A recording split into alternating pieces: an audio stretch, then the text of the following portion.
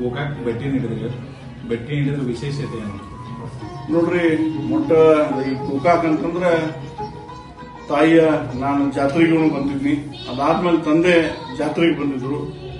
ಮತ್ತ ಅವತ್ತಿಂದ ಯಾಕೋ ಇಲ್ಲಿ ಯಾಕೆ ಬಂದಿದ್ದಾರೋ ಅಂತ ಮಾತನ್ನ ಕೇಳಿದ್ರು. ಬಟ್ ನಾವು ಆಕಸ್ಮಿಕ ಭೇಟಿ ಮತ್ತ ತಾಯಿಗೆ ಏನೈತ್ರಿ ಲಕ್ಷ್ಮೀ ಗುಡಿಗೆ ನಾವು ಭೇಟಿ, ನಾವು ಮನೆಯವ್ರ ಅಂದ್ರೆ ನಮ್ಮ ತಂದೆ ಆಗಿರ್ಬೋದು, ನಾನಾಗಿರ್ಬೋದು ಇಲ್ಲಿ ಭೇಟಿ ನೀಡಿ ಆಶೀರ್ವಾದವನ್ನ ತಗೊಂಡು ಹೋಗಿದ್ವಿ. ಬಟ್ ನಮ್ಮನ್ನ ಕಾಪಾಡುವ ಮತ್ತ ಚಲೋ ಮಾಡಿ ನಮಗೆಲ್ಲ ಅನ್ನುವಂಥದ್ದು ಅದಕ್ಕೆ ಒಳ್ಳೇದಾಗಿದೆ.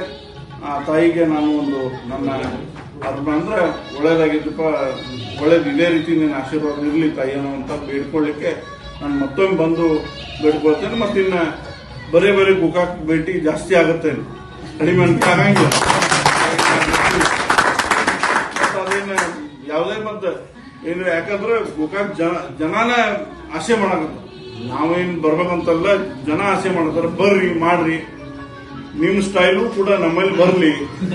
ನೀರಾವರಿ ಸೌಲಭ್ಯ ಆಗಲಿ, ಶಿಕ್ಷಣ ಆಗಲಿ, ಅಥವಾ ಅನೇಕ ಯೋಜನೆಗಳಲ್ಲಿ ಮಾನ್ಯ ಉಮೇಶನ ಕತ್ತಿಯವರು ಹೇಗೆ ಈ ಹುಕ್ಕೇರಿ ಮತಕ್ಷೇತ್ರದಲ್ಲಿ ಗೋಲ್ ಬಂದಿದ್ದಾರೆ, ಆ ರೀತಿ ನಮ್ಮಲ್ಲೂ ಕೂಡ ಬರಲಿ ಅನ್ನುವಂಥ ಮಾತನ್ನು ಕೂಡ ಸಾಕಷ್ಟು ಜನ ಹೇಳ್ತಾ ಇದ್ದಾರೆ.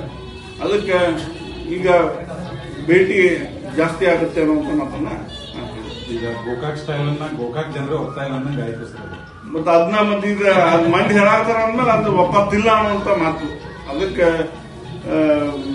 ಅಫ್ಕೋರ್ಸ್ ಅದನ್ನ ಒಪ್ಪತ್ತಿಲ್ಲ ಅವ್ರ ಗೋಕಾಕ್ ಸ್ಟೈಲ್ ನಮ್ದು ಇದಲ್ಲ, ನಮ್ದ ನಾವು ಕೂಡ ಒಳ್ಳೆ ಸ್ವಾಭಿಮಾನಿ ಜನ, ಒಳ್ಳೆ ಜನ ಅನ್ನುವಂತ ಜನರೇ ಹೇಳ್ತಾ ಇದ್ದಾರೆ. ಅದಕ್ಕೆ ಒಬ್ರು ಬೇಕಾಗಿದ್ರು, ಅದಕ್ಕೆ ಎಲ್ಲರೂ ಕೂಡಿ ನಾವು ಮಾಡುವಂತ ವಿಷಯವನ್ನು ನಾವು